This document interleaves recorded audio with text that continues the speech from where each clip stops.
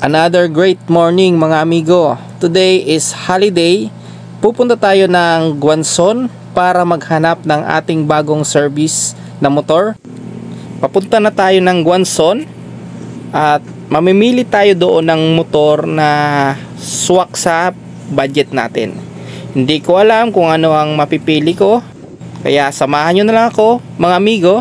By the way mga amigos, sa gusto pong magpa-shoutout, message lang po kayo sa comment section at isa-shoutout ko po kayo. Thank you!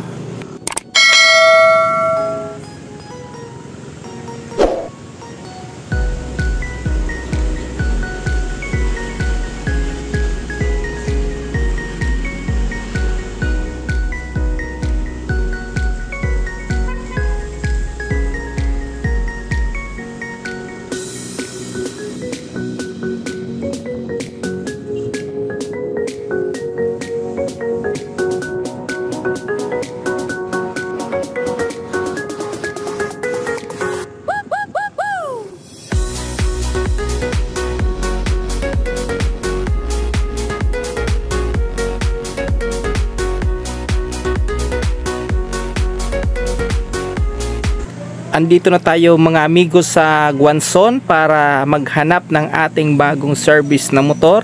Kaya samahan niyo ako dito sa loob kung ano ang mapipili natin at bibilhin natin ng cash. Okay? Alam nyo ba mga amigo kung bakit dito ko napiling bumili ng motor sa Guanzon? Hindi sa hindi to sponsored ng Guanzon. Kasi nakakasiguro ka dito na mura na at flawless pa ang bago mong motor at hindi siya bilad sa araw. Ito mga amigo, R15. Ganda ng color combination niya, black and gray. Tapos naka gold na din yung front fork suspension niya. Naka ABS na din siya Kaso kulang yung budget natin para dito.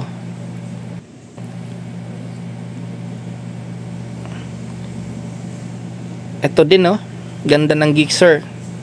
Ang ganda ng color combination niya din, orange and gray.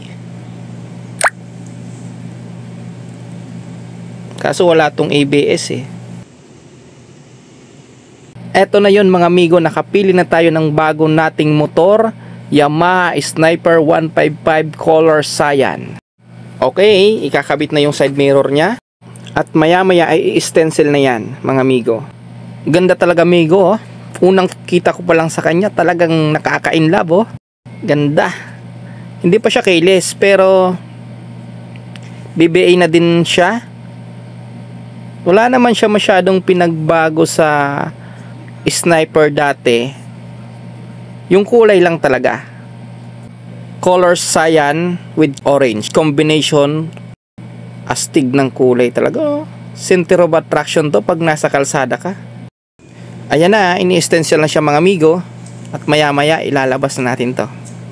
Swerte ko raw dahil isang model lang daw yung pinadala dito at nakuha ko.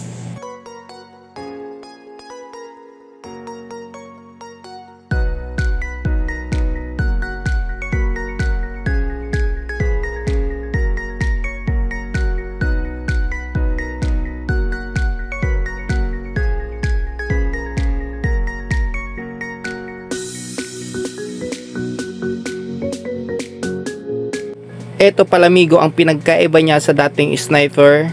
Dito sa may headlight niya is may butas. Ayan Tapos dito naman sa baba is may nakalubog. Yan lang naman ang pinagkaiba. The rest wala na. Yung kulay talaga ang grabe yung pinagkaiba. This is it mga amigo. Babayaran natin ng cash 128,000 pesos.